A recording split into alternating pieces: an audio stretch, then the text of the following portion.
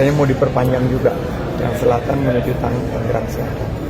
Jadi itu sudah menjadi pencanangan dan nggak akan kelar 5 tahun, 10 tahun, mungkin 15, 20, 25 tahun. Karena Jakarta ini akan menuju kota global. Dulu, dan ini bukan hanya Jakarta ya, tapi di seluruh dunia, pola pembangunan pemukiman itu adalah Transit Oriented Development, TOD. Dan kita sudah menyusun pada saat itu bahwa ada Transit Oriented Development di moda transportasi berbasis rel, berbasis bus rapid transit maupun berbasis kereta komuter.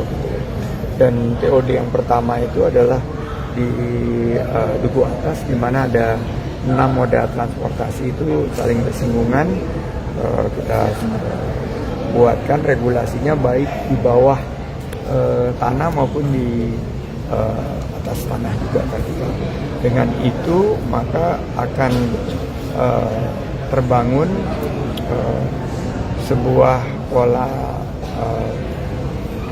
urban setting atau pembangunan daripada perkotaan itu yang terintegrasi. Jadi saya meyakini bahwa memang arahnya semua ke sana, transit oriented development. Apalagi kita MRT-nya sekarang akan diperpanjang sampai ke wilayah Jakarta Utara, dan juga sudah dikirami atau dalam proses untuk groundbreaking yang barat ke timur, yang katanya mau diperpanjang juga yang selatan menuju Tangerang Selatan.